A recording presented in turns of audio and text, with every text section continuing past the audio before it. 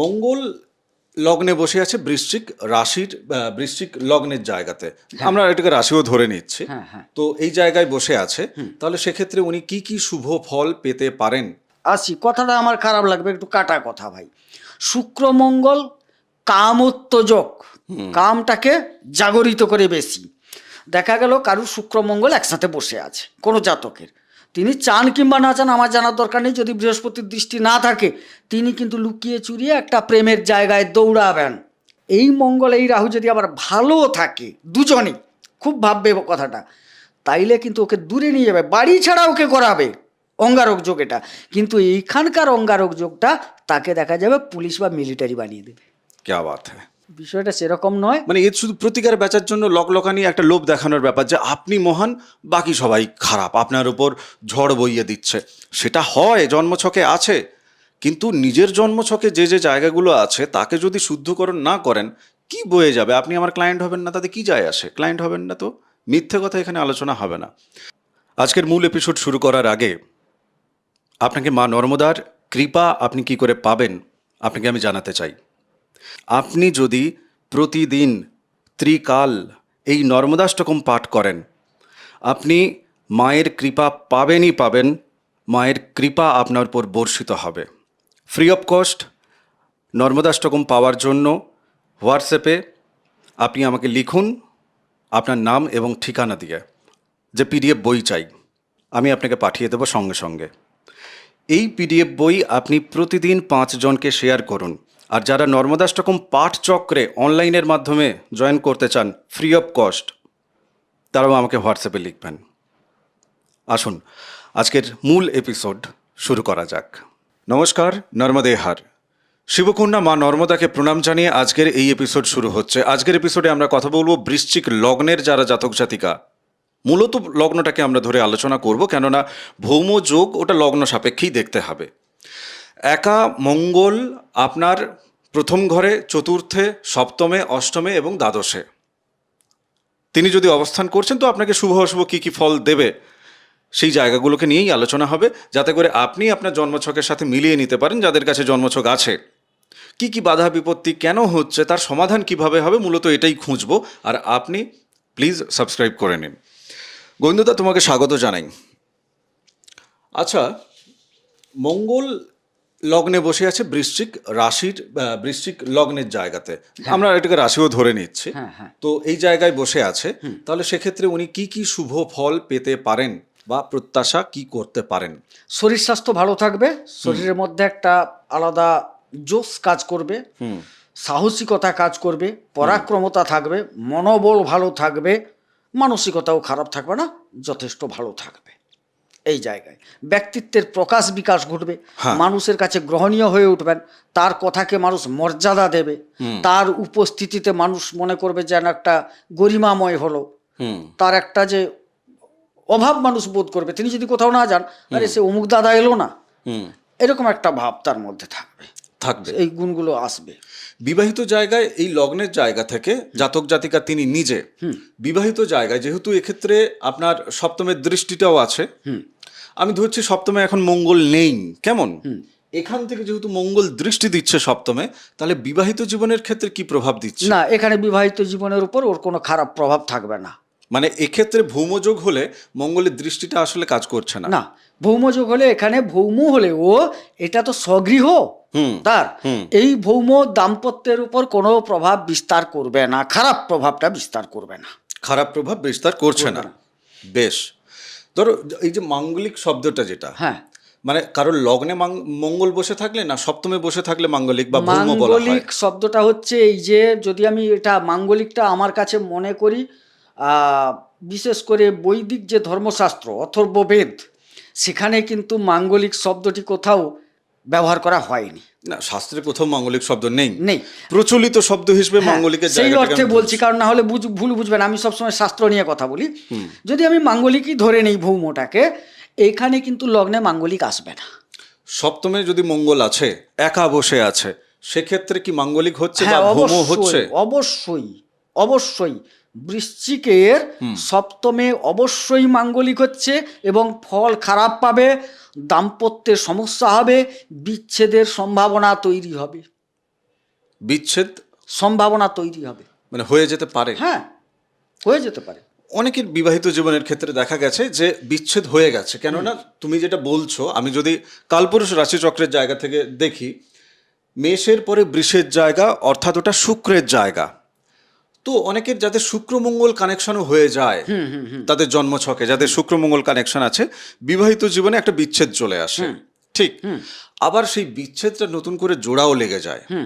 মানে দেখা গেল 1 বছর তিনি অন্য কোথাও চলে গেলেন, তার স্বামী বা স্ত্রী বাপের বাড়ি চলে গেল, কি অন্য কারোর সাথে আবার রিলেশনেও চলে গেল, আজকাল তো কেউ আর থেমে থাকছে না, না, অন্য কারোর সাথে গিয়ে আবার সংসার ইত্যাদি ইত্যাদি তিনি গড়ে তোলার প্রয়াস করলেন। কিন্তু দেখা গেল সেই সংসারটিও আবার ধূলিসাৎ হওয়ার পর পূর্বের তার সংসার জীবনে তিনি ফিরে গেলেন। কেন ঘটছে? শুক্র মঙ্গল কি এটা কিভাবে খেলা খেলছে? তু জিমতি মু তিমতি তিমতি মদন খোর, ওড়িয়ারে উঠে কথা এটা আছে। কি কথা বলছো? আর তুমি বাংলায় বলো। বলি এবারে, মানে তুমি যেমন আমি তেমন, দুজনেই মদন খোর। আচ্ছা, আসি, কথাটা আমার খারাপ লাগবে, একটু কাটা কথা ভাই। শুক্র মঙ্গল কামোত্তেজক, কামটাকে জাগরিত করে বেশি। দেখা গেল কারুর শুক্র মঙ্গল একসাথে বসে আছে কোনো জাতকের, তিনি চান কিংবা না চান আমার জানার দরকার নেই, যদি বৃহস্পতির দৃষ্টি না থাকে তিনি কিন্তু লুকিয়ে চুরিয়ে একটা প্রেমের জায়গায় দৌড়াবেন। ছেলের কথা বললাম। এবারে উনার মেয়ে, উনার স্ত্রীর সাথে তাইলে সম্পর্কের অবনতিটা ঘটে গেল, ওনার স্ত্রী চলে গেলেন, দেখা গেল তারও জন্মছক কোনো কারণে ডিস্টার্ব, তিনিও কোনো কারণে পরকিয়া করলেন, কেউ দুজন কোথাও ঘর করলেন, কি মনের মিল ঘটালেন, সেখানেও তিনি প্রত্যাখ্যাত হলেন, দিয়ে এলেন যে বলে আমার আগেরটা তো ঠিক ছিল, কারণ সে তখন উপলব্ধি করলো সেও তো খারাপ, আর মনে মনে জানি আমিও তো খারাপ, কারণ আমিও যে 1 বছর 2 বছর যে বাড়ি ছেড়ে গেলাম, আমিও তো ওই খেলায় মত্ত, সুতরাং আমি ফিরে যাই। ঘটতেই পারে, কথাগুলো বড় কড়া। না বুঝতে পেরেছি। ধরো মানে এই জাতক জাতিকার পিতামাতা হিসেবে বা তার রিলেটিভ যারা আছে, তারা তো খেলাটা বুঝতে পারছে না। আজকে এই এপিসোডে তাদেরকেও খেলা বোঝাই। তাদের কাছে খেলা বুঝে যাওয়ার পরেও তাদের কাছে তো এটা যন্ত্রণার। হ্যাঁ, ধরো একটা বিবাহ আজকের সময় দাঁড়িয়ে সংগঠিত হওয়ার ক্ষেত্রে মোটামুটি কয়েক লক্ষ টাকার একটা ধাক্কা, দুই তরফেরই। এইবার জাতক জাতিকা যারা বিবাহ করলেন, তারা নিজেদের মধ্যে শুক্রমঙ্গলের জায়গা থেকে প্রতিকারটা না করে বিবাহটা হয়ে গেল তাদের মধ্যে ওই দূরত্ব তৈরি হচ্ছে, লড়াই তৈরি হচ্ছে, সেখানে এদিকের বাবা মা, ওদিকের বাবা মা, এদিকের পুলিশ প্রশাসন, ওদিকের পুলিশ প্রশাসন, এদিকের উকিল, ওদিকের উকিল, সবাই মিলে কিন্তু গ্যাঞ্জামটা তৈরি হচ্ছে। এবার দুজনে দুটি ক্ষেত্রে আবার নতুন করে মন দিয়ে দিয়েছেন অন্য কাউকে। 1 বছর পর, 2 বছর পর, 3 বছর পর কারোর যখন তার রিয়েলাইজেশন হচ্ছে, সেক্ষেত্রে এটাও তো দেখা যায় গোবিন্দদা যে কোনো একজনের ফিরে যাওয়ার ইচ্ছা হচ্ছে, তখন ফেরার রাস্তা বন্ধ হয়ে গেছে, কেননা তিনি অলরেডি অন্য কোথাও বিয়ে করে নিয়েছেন। দুজনের জন্মছক লগ্নচার তো হুবহু এক নয়, না, তিনি অন্য কোথাও বিয়ে করে নিয়েছেন। আবার এরকম আমি একটা ঘটনা বলি, দুজনেই খুব সুখে শান্তিতে আছেন, একে অপরেরটা জানেন। হ্যাঁ, আমি অন্য জায়গায় যুক্ত, আমি জানি, আমার স্ত্রীও জানে, আমার স্ত্রী অন্য জায়গায় যুক্ত, সেও জানে আর আমিও জানি। না ঠিক আছে, তারপরেও তারা দুজনে একসাথে আছেন। এইখানে যে তোমাকে একটু আগে শ্লোকটা বললাম, ওইটাই বাস্তবায়িত হয়েছে, যে তু জিমতি মু তিমতি, ঘর ভাঙিবা কাহি কি, চলো তুমি তোমার মতো থাকো, আমি আমার মতো থাকি, কিন্তু মিল নেই। না, একসাথে আছি, কিন্তু মনের যে মিল, আত্মার যে মিল, সেটার মধ্যে কিন্তু দূরত্ব আছে। আমার এই ক্ষেত্রে একটা প্রশ্ন আছে, তুমি প্রতিকার নিয়ে কি বলবে আমি জানি না, ও তোমার ব্যাপার। আমার বক্তব্য হচ্ছে যে জাতক জাতিকার জীবনে এই গ্রহ নক্ষত্র, এই যে অদৃশ্য খেলাটা, এটা গ্রহ নক্ষত্র তিনি নতুন করে খেলাটা খেললেন, নাকি পূর্বজন্মের কোনো সংযোগের ফলে জাতক জাতিকা তিনি ফলপ্রাপ্ত হচ্ছেন এইভাবে?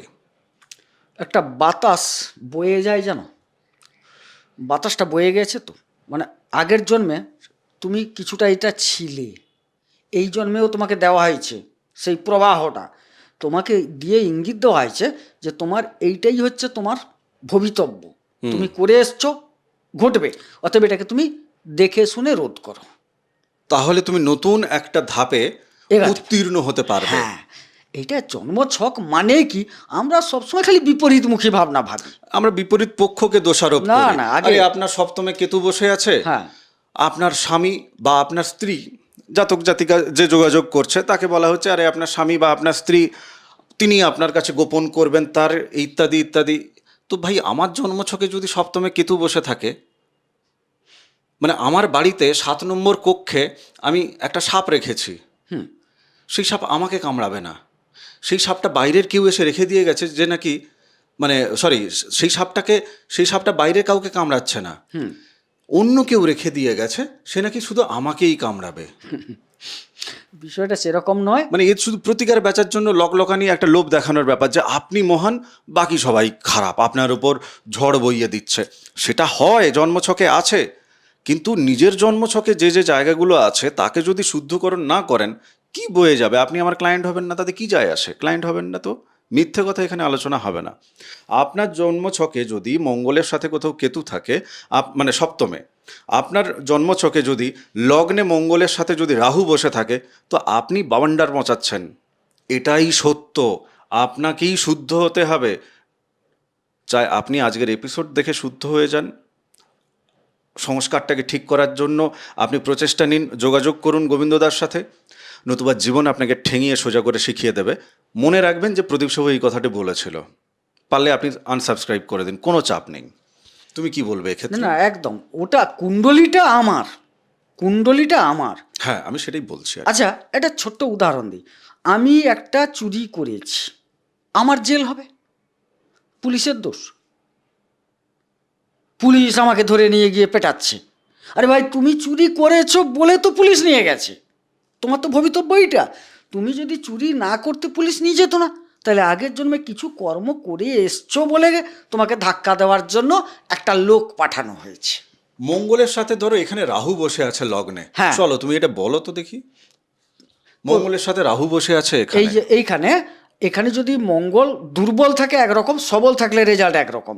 দুর্বল যদি মঙ্গল থাকে, সবল রাহু থাকে, তাইলে কিন্তু শারীরিক অবনতি ঘটাবে, মাথা গরম করিয়ে দেবে, উত্তেজনাপূর্ণ কথাবার্তা হবে, হঠকারিতা অবলম্বন করবে। তবে এই মঙ্গল এই রাহু যদি আবার ভালো থাকে, দুজনেই খুব ভাববে কথাটা, তাইলে কিন্তু ওকে দূরে নিয়ে যাবে, বাড়ি ছাড়া ওকে করাবে। অঙ্গারক যোগ এটা, কিন্তু এইখানকার অঙ্গারক যোগটা তাকে দেখা যাবে পুলিশ বা মিলিটারি বানিয়ে দেবে। ক্যা বাত হ্যায়।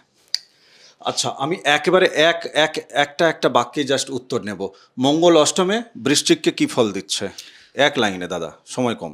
অষ্টমে ক্ষয়ক্ষতি, ধ্বংস দেবে, অপমান, অপবাদ, অপযশ কিছু দেবে, কিছু সম্পদ থেকে বঞ্চিত করাবে, কিছু ছোটোখাটো রক্তপাত যোগ আসবে। চতুর্থে?